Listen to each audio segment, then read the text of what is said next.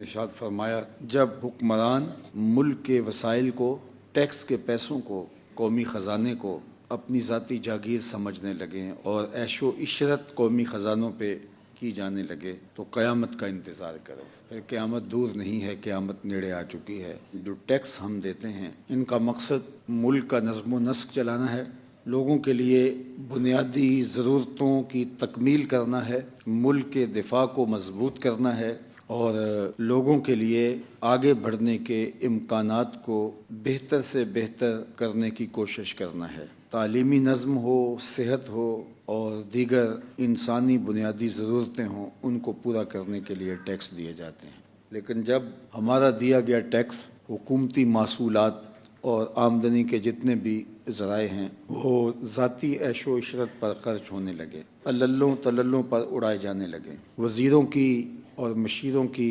فوجیں اس کو دن رات بے دردی سے اور انتہائی بے شرمی سے آپس میں تقسیم کرنے لگیں، تو جب کسی بھی ملک میں کسی بھی جگہ پہ ایسا امر ظہور پذیر ہوتا ہے تو اس کا لازمی نتیجہ یہی نکلتا ہے کہ ملک کے عوام محرومیوں کا شکار ہوتے ہیں۔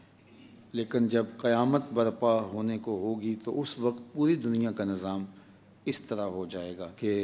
جو آیان سلطنت ہوں گے وہ لوگوں کے ٹیکس کو ذاتی دولت اور ذاتی مال سمجھنے لگیں گے، حالانکہ جو سربراہ مملکت ہوتا ہے وہ امین ہوتا ہے، مال اس کا نہیں ہوتا، وہ اس مال کے اوپر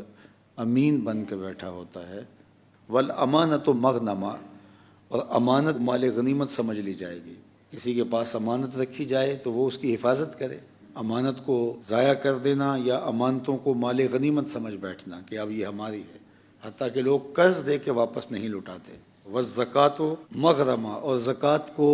ٹیکس سمجھ لیا جائے گا، تاوان سمجھ لیا جائے گا، حالانکہ زکوٰۃ تو خوش دلی کے ساتھ دینی چاہیے، اور زکوٰۃ اسی پر ہے جس کے پاس مال ہے، تو اس کو تو کہا ہی نہیں گیا زکوٰۃ دے کہ جس کے پاس مال نہیں ہے۔ اب زکوٰۃ بھی 40واں حصہ ہے مال کا، وہ 40واں حصہ تم دینا ہے، 39 حصے اپنے پاس رکھنے ہیں،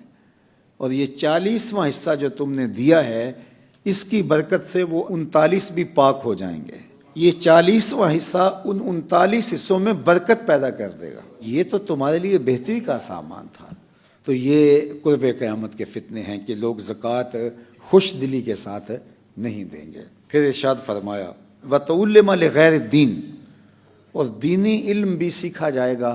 دین کے لیے نہیں، دین کے علاوہ کسی اور مقصد کے لیے، حصول زر کے لیے، مال و دولت کے لیے، لوگوں میں پذیرائی حاصل کرنے کے لیے، عزت اور شہرت کمانے کے لیے، تعظیم و توقیر حاصل کرنے کے لیے۔ یہ ممبر و محراب کی نوکری یہ اللہ کی عطا ہے۔ دین سیکھنے والے اس نیت سے سیکھیں کہ ہم اس پر عمل پیرا ہوں گے اور اپنی زندگی کو بہتر کر کے اپنے معاد کو اور اپنی آخرت کو بہتر کریں گے۔ اس کے بعد ہم اللہ کی مخلوق کو بھی اللہ کی قربت اور اللہ کی محبت کا نور دینے کی کوشش کریں گے اور لوگوں کو احکام دینیاں بتائیں گے اور لوگوں کو اللہ کے قریب کریں گے تاکہ ان کی آخرت بہتر ہو جائے۔ وَأَطَاعَ الرَّجُلُ امْرَأَتَهُ وَأَكَّ أُمَّهُ، آدمی بیوی کی اطاعت کرے گا لیکن اپنی ماں کی نافرمانی کرے گا۔ یہ بات ذہن میں رکھیے کہ افراط و تفریط سے ہٹ کر اعتدال کا راستہ ہی خیر کا راستہ ہے۔ کچھ لوگ بیوی کی اطاعت اور فرما برداری میں ماں کو پس پش ڈال دیتے ہیں اور وہ گھر میں ایک عضو معطل بن کے رہ جاتی ہے، اور کچھ لوگ ماں کی اطاعت اور فرما برداری میں، اس کے احکام کی بجا آوری میں اور اس کی تعظیم، توقیر اور عزت بجا لانے میں اس قدر آگے ہوتے ہیں کہ بیوی گھر کے اندر عضو معطل بن کے رہ جاتی ہے اور اس کی تحقیر بھی کی جاتی ہے، تذلیل بھی کی جاتی ہے اور اس کو نظر انداز بھی کیا جاتا ہے۔ تو ہمارا دین ہمیں اعتدال کی راہوں پہ گامزن رہنے کی تلقین کرتا ہے کہ ہم دونوں کو ان کے مرتبے اور مقام پہ رکھیں۔ وَأَدْنَىٰ صَدِيقَهُ وَأَقْصَىٰ أَبَاهُ، دوست کو قریب کر لے گا اور باپ کو پیچھے کر دے گا۔ باپ اگر بلائے گا، کسی کام کے لیے بھیجنا چاہے گا تو اولاد سستی کا مظاہرہ کرے گی، اور اگر دوست بلائے گا تو چھلانگ لگا کر کے بھی اٹھ کے دوڑ کے دوست کی بات سننے کے لیے چلا جائے گا۔